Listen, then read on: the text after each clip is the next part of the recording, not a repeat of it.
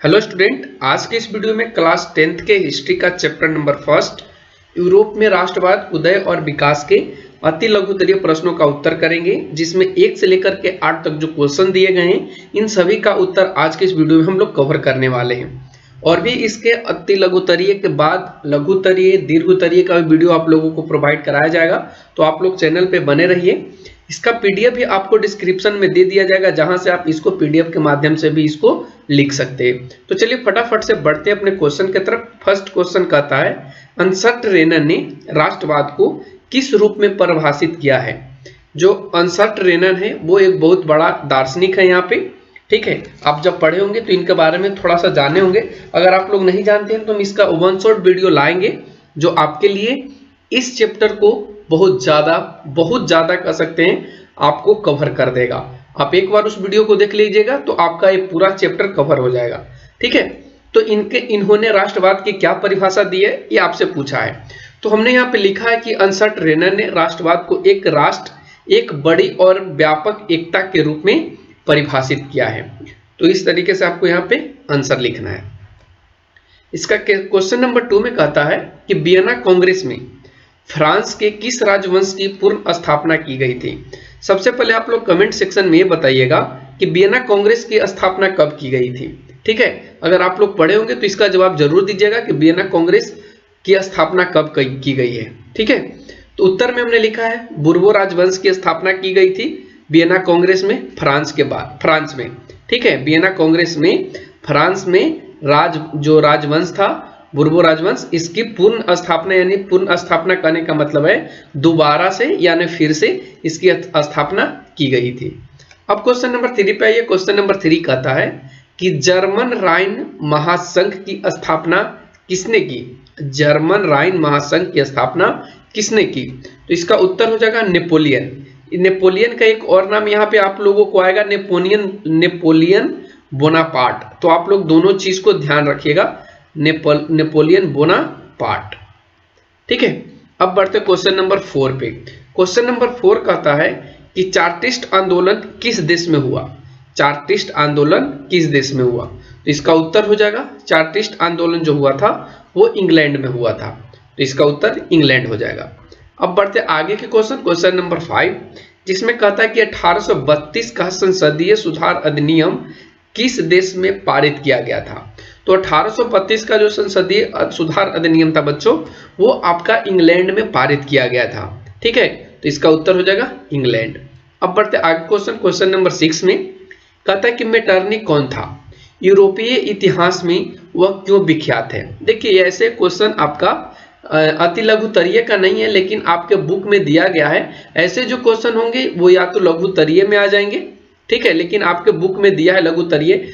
अति लघुतरीय का मतलब होता है, ठीक है, अति लघुतरीय का मतलब होता है 10 से 20 शब्दों के बीच में लिखना, लेकिन इसका आंसर 10 से 20 शब्दों के बीच में नहीं हो सकता है। इसका जो आंसर हो जाएगा बच्चों वो 30 से 50 शब्दों के बीच में आ जाएगा।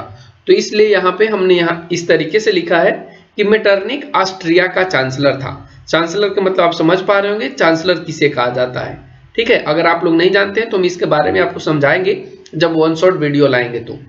तो मेटरनिख ऑस्ट्रिया का चांसलर था। यूरोपीय इतिहास में वह वियना कांग्रेस और यूरोपीय व्यवस्था स्थापित करने, यानी यूरोपीय व्यवस्था का एक और नाम है बच्चों जिसका नाम है मेटरनिख व्यवस्था, ठीक है। मेटरनिख खुद ऐसा व्यवस्था लाया था जिसको यूरोपीय व्यवस्था के नाम से भी जाना जाता है और मेटरनिख व्यवस्था के नाम से भी जाना जाता है, ठीक है। तो मेटरनिख व्यवस्था स्थापित करने के कारण विख्यात हुआ था वो इतिहास में, ठीक है। ये बहुत चीजों को उलटफेर किया था, इसीलिए ये इतिहास में विख्यात हुआ था। अब आते हैं क्वेश्चन नंबर 7। क्वेश्चन नंबर 7 कहता है कि फ्रैंकफर्ट संसद, कहीं कहीं आपको ये फ्रैंकफर्ट की संधि भी दे देता है, तो आप लोग दोनों चीज को ध्यान रखिएगा। फ्रैंकफर्ट संधि अलग है और फ्रैंकफर्ट संसद अलग है, ठीक है। तो वही कहता है फ्रैंकफर्ट संसद की बैठक क्यों बुलाई गई थी, इसका क्या परिणाम हुआ था। तो देखिए उत्तर में हमने यहाँ पे लिखा है कि फ्रैंकफर्ट जो संसद है इसकी बैठक ऐसे व्यक्ति को राजा बनाने के लिए बुलाई गई थी, या ऐसे व्यक्ति को राजा बनाने के लिए की गई थी जो जर्मनी के एकीकरण में संसद का नियंत्रण कर सके, संसद का नियंत्रण के काम को कर सके। इसका परिणाम यह हुआ कि संसद भंग हो गया और जर्मनी का एकीकरण नहीं हुआ। क्यों बुलाई गई तो आप समझ पाएंगे, इसलिए बुलाई गई थी कि एक ऐसा व्यक्ति का चयन करेंगे जो इसके द्वारा जो संविधान बनाए गए थे फ्रैंकफर्ट संसद के द्वारा, उसके नियम पर वो खरा उतरे और उसके नियंत्रण में वो काम करे। लेकिन ऐसा हुआ नहीं था। जब प्रशा के शासक के सामने रखा गया था इस बात को, तो वो इस चीज को स्वीकार नहीं किया था और इसके कारण इसका जो परिणाम यह हुआ कि फिर से संसद भंग हो गया और जर्मनी के एकीकरण फिर से रुक गया था। ठीक है, अब बढ़ते आगे क्वेश्चन नंबर 8 पे। देखिए क्वेश्चन नंबर 8 कहता है कि मेजनी की इटली के एकीकरण में क्या भूमिका थी। मेजनी की इटली के एकीकरण में क्या भूमिका थी, ये आपसे क्वेश्चन पूछा है। तो देखिए ये भी आपका क्वेश्चन है, वो भी आपका लघुतरीय का ही है, लेकिन आपके बुक में दे दिया है भारतीय भवन में अति लघुतरीय में, लेकिन ये अति लघुतरीय का प्रश्न एक्चुअली है नहीं। तो देखिए यहाँ पे कहता है कि इटली के एकीकरण में मेजनी की भूमिका महत्वपूर्ण थी। उसे इटली के एकीकरण का मसीहा भी कहा जाता है, कहीं कहीं इसका नाम पैगंबर भी लिखा जाता है। तो आप लोग दोनों चीज को ध्यान रखिएगा, इटली का एकीकरण का मसीहा या पैगंबर कहा जाता है। वह गणतंत्रवादी नेता था, यानी वो लोगों के समर्थन यानी जनता जनार्दन में वो ज्यादा दिलचस्प रखता था। उसने यंग इटली और यंग यूरोप नामक संस्था की स्थापना भी किया था और इसमें युवाओं को वो एकजुट किया था और युवाओं को एकजुट करके उनमें नई चेतना का भी विकास करवाया था और इस तरीके से वह इटली के एकीकरण में उसकी भूमिका महत्वपूर्ण रही थी।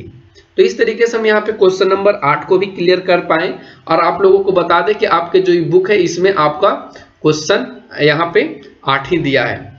ठीक है, 8 को हमने कवर करा दिया। तो कैसा लगा आज का ये वीडियो? अगर वीडियो पसंद आता है तो आप लोग लाइक और शेयर जरूर कीजिएगा ताकि आगे आने वाले वीडियो को और नए ऊर्जा के साथ हम डाल सकेंगे। तो आज के लिए बस इतना ही। Thanks for watching, take care, bye bye.